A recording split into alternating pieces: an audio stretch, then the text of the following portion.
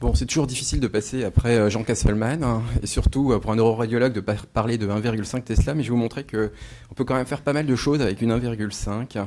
Et donc, en fait, je vais vous raconter une histoire, hein, tout en essayant de respecter le temps qui me reste. Donc, la première chose, l'histoire, c'est qu'est-ce qui nous a conduit à choisir cette machine. Et puis, je ne vais pas revenir sur l'intérêt du 3D, comme ça a été présenté, je passerai un peu plus rapidement dessus. Alors, quels avaient été les points clés pour le choix de notre machine? La première, il nous fallait une machine polyvalente. Je vais vous expliquer pourquoi. Après, il y avait les antennes. Et puis, un des gros points où on avait challengé les constructeurs, c'était le post-traitement. Et enfin, c'est une machine qui devait accueillir l'IRM fonctionnel. Alors la polyvalence, alors c'est vrai qu'en neuroradio, on préfère quand même une 3T, mais le problème c'est que actuellement, bon c'est de moins en moins le cas, mais les machines les plus polyvalentes restent quand même les 1.5. Et donc là, je me suis amusé à vous mettre le planning de notre IRM Ingenia, et comme vous pouvez le voir, effectivement, il y a de la neuro, mais il y a du digestif, il y a des urgences, il y a de la pédiatrie, de la cardio, de l'ORL et encore du digestif. Donc il y a quand même beaucoup de choses sur cette machine. Et donc du coup, ça fait beaucoup d'interlocuteurs qu'il fallait satisfaire au moment du choix de l'IRM. Et donc ça a été un choix extrêmement consensuel. Les antennes, alors ça c'est pour ma partie neuro, nous il faut qu'on puisse faire des examens crâne-moelle dans le même temps parce que c'est indispensable. On le fait pour les sapodiagnostics mais on le fait également pour l'extension tumorale. Et maintenant vous savez avec ces histoires de dépôt de Gado, de fibrose néphrogénique, on essaye de diminuer le nombre d'injections et donc du coup ça permet de faire en un seul examen une seule injection et on a l'examen en entier. Donc là c'est un gamin de 4 ans, le pauvre il avait un pinéoloblastome et donc vous voyez que dans le même temps d'examen, on lui a fait le crâne mais également le rachis et tout ça avec une seule injection et avec une qualité extrêmement satisfaisante. Alors le post-traitement, là je vais insister un peu plus. Ce qui nous avait beaucoup séduit, c'était le système Portal. Alors le premier truc, c'est quand on vous montre un système, il faut que vous regardiez bien si vous comprenez pourquoi la personne qui vous le montre, parce que généralement l'ingénieur d'application qui vous le montre, c'est où il faut cliquer. Et après, une fois que vous êtes seul face au truc, vous avez quand même plus de mal à savoir où il fallait cliquer. Et alors, le gros avantage avec Portal, c'est que j'avais l'impression de comprendre tout seul où je devais cliquer pour que ça marche. Et surtout, il n'y a pas beaucoup de clics à faire. Et donc, c'était extrêmement intuitif. Et le deuxième truc, on a un parc actuellement avec 3 IRM de 3 constructeurs différents, 3 scanners. Et donc, il fallait que Portal puisse prendre en charge l'ensemble des modalités et tous les constructeurs. Et puis, vous savez, on est centre de référence et donc, du coup, on récupère pas mal de dossiers de l'extérieur. Et pareil, il faut qu'on puisse comparer les examens. Et ça, on les a challengés en branchant le système sur notre pack. C'est, à part la Spectro, on n'a pas réussi à les mettre en défaut. Alors, du coup, effectivement, on se sert de ça pour toutes nos techniques avancées en IRM, que ce soit la perf, la Spectro, la Tracto, l'IRMF. Et pour toutes nos machines. En fait, on fait de l'IRMF sur la 3T, qui est une GI, on le traite sur Portal, il n'y a aucun problème. La seule limite, mais ça, il n'y a pas beaucoup de systèmes de post-traitement qui l'acceptent, c'est la Spectro. Je crois que c'est compliqué d'avoir des systèmes multi-constructeurs pour le post-traitement de la Spectro. Et alors là, on nous a mis à disposition un outil que je trouve absolument génial, qui s'appelle Lobby. Donc je ne travaille pas pour Philips, hein, je suis assez objectif, donc je l'ai là depuis quelques semaines. Donc c'est Longitudinal Brain Imaging. En fait, ça permet de comparer plusieurs examens du même patient de dates différentes, hein, même si c'est des examens qui ont été faits sur des machines différentes, avec des plans différents. Et alors c'est intéressant pour la CEP, parce que vous savez que maintenant avec les traitements de CEP sous Tysabri, là on les voit tous les 3 mois les patients, et on s'amuse à défiler nos 3D, et il faut comparer les images, c'est pas toujours facile. On peut faire du suivi de tumeurs cérébrales, et dans les tumeurs on détecte aussi les modifications de volume. Alors là c'est un patient 2009-2013, et en fait donc ce qui apparaît en bleu c'est ce qu'il y a en moins, et donc ce qui est intéressant c'est que vous savez que la CEP même sous traitement continue à s'atrophier, et vous voyez effectivement on a perdu quelque chose autour des ventricules et autour des espaces sous-arachnoïdiens qui témoignent d'une atrophie. Et puis on a quelques petits points en rouge là qui sont quelques lésions supplémentaires. Alors ça on peut le faire à partir d'un 3D comme ici, mais vous pouvez aussi le faire à partir d'un 2D, donc ce qui est quand même intéressant, des 2D en 4 mm qui ont été faits sur des machines différentes, donc il arrive également à les recaler, et même si on est dans le plan sagittal. Alors là, c'est des comparaisons, c'était un avis sur dossier, donc vous voyez, hein, c'est la vraie vie.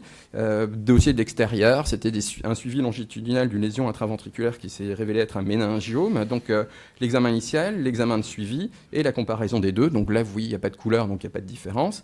On peut le faire en flair aussi. Alors ça, c'est intéressant pour les lésions infiltrantes. Donc pareil, 2D flair, on voit qu'il n'y a pas de différence.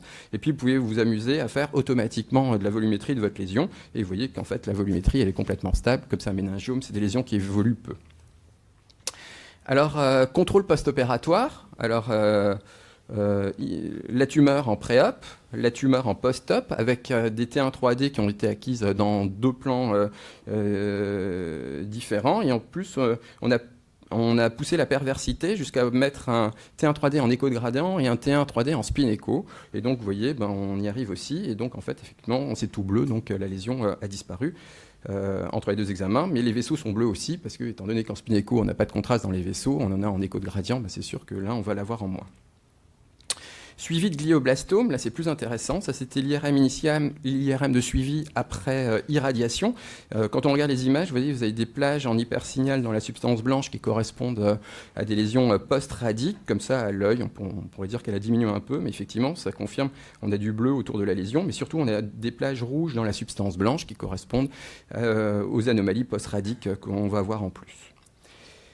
L'IRM fonctionnel, alors on s'est doté du système sans sa vue. Alors l'avantage, c'est qu'il y a des paradigmes qui sont fournis avec le système, mais il est aussi possible d'utiliser des paradigmes faits maison, donc ce qu'ont mis au point nos neuropsychologues.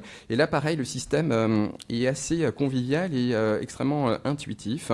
Et l'autre avantage de ce système, c'est que du fonctionnel, par exemple, nous, on a des vacations entières de fonctionnel, mais on n'en a pas tant que ça.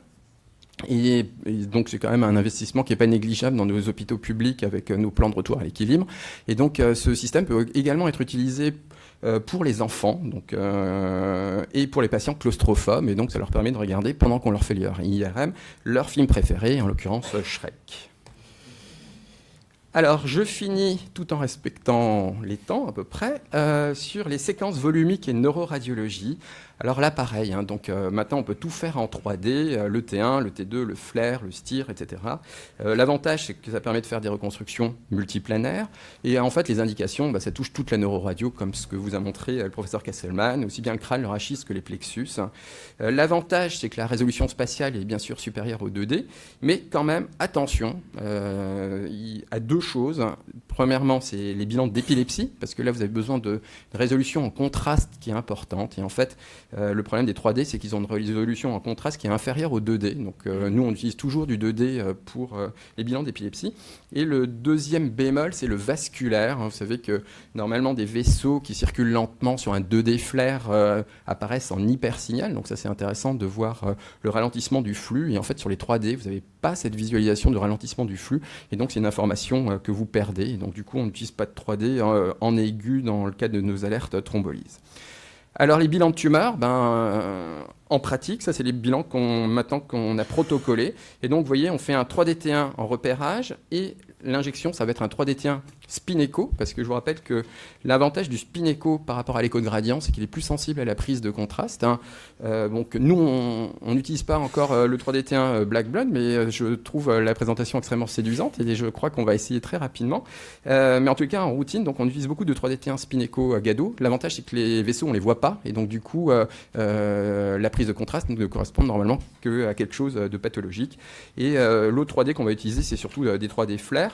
Et dans le même temps d'acquisition, en fait, on fait aussi l'imagerie multimodale, comme la spectro et la perfusion. Donc là, c'était un hémangioblastome cérébelleux, donc en T2, avec, on voit le flow void dans les vaisseaux, la diffusion, la cartographie d'ADC. Ça, c'est la séquence de susceptibilité magnétique, notre 3D flair, et puis le 3DT1 GADO. Et dans le même temps d'examen, on a la perfusion de premier passage avec effectivement l'augmentation du volume sanguin cérébral qu'on peut parfois remplacer par de l'ASL quand c'est des examens qui ne sont pas injectés. Alors les bilans CEP, pareil. Donc vous savez qu'en France, on a maintenant, au niveau national, on utilise le bilan off-CEP. Et pareil, pour faire à but de recherche et de faire une banque de données, on n'utilise plus que des 3D T1. Et donc nous, toujours 3D T1 en écho de gradient pour le repérage et 3D T1 spin écho pour l'injection. Et donc là, c'était une patiente qui était suivie pour une CEP traitée par fingolimod ou Gilenya. Donc DPT2, diffusion, ADC, le 3D en flair et puis les reconstructions dans les 3 plans. Et après, donc le 3DT1 en sagittal et le 3DT1 spin écho, donc avec le vide de signal à l'intérieur des vaisseaux pour rechercher les éventuels rehaussements. Alors là où on utilise beaucoup de 3D aussi, c'est pour tous les patients comateux. Là, on fait par contre 3D, c'est T1, T2, flair, et puis on rajoute un tenseur de diffusion. Et on en fait pas mal, parce que maintenant, les réanimateurs sont très demandeurs pour des évaluations précoces en cas de discordance entre la clinique et le scanner. C'est-à-dire qu'on a un scanner qui n'est pas très alarmant, et finalement, le patient ne se réveille pas, et on veut savoir pourquoi. Et donc là, il y a une grande supériorité de l'IRM. Et donc, ça permet d'une part de faire de l'analyse morphologique à la recherche de lésions axonales diffuses, et puis on participe aussi au réseau national pour l'évaluation pronostique, et donc avec un logiciel d'évaluation à partir du tenseur de diffusion qui compare nos données à une banque nationale. Et donc là, voilà les 3D dans les 3 plans, et puis en diffusion, vous avez des hypersignaux qui correspondent à de l'œdème cytotoxique, donc qui sont une des formes de présentation des lésions axonales. Et puis sur les séquences de susceptibilité magnétique, on n'utilise plus du tout de T2 en écho de gradient, on n'utilise plus que des séquences en susceptibilité magnétique. Vous voyez ces plages en hyposignal, là au niveau du corps calleux, qui correspondent à vos lésions axonales diffuses. Et pour finir, l'évaluation du plexus brachial. Donc ça, M. Castelman l'a montré. On utilise des séquences de 3D T2 STIR pour faire de la neurographie, en particulier le Nerve View.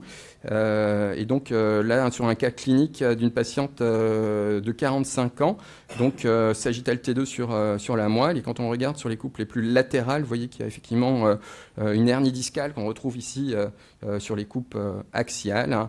Et quand on acquiert donc cette séquence sur le plexus brachial, eh bien, on retrouve effectivement une racine qui est plus blanche que les autres, qui témoigne d'une souffrance radiculaire. Elle avait eu au même moment l'EMG. L'EMG était normal. Et en fait, il faut savoir que l'IRM est plus sensible que l'EMG. Et donc, on a souvent des anomalies plus précoces. Ça, c'est les reconstructions. Et puis, l'autre avantage, c'est quand vous arrivez un peu plus tard, ben, vous pourrez regarder les anomalies de signal dans les masses musculaires, parce que quand vous avez une souffrance radiculaire, ça aboutit à une dénervation musculaire et ça vous donne un hypersignal T2 au sein de vos masses musculaires. Voilà, je m'arrêterai là. Je suis presque dans les temps, je crois, et je vous remercie de votre attention.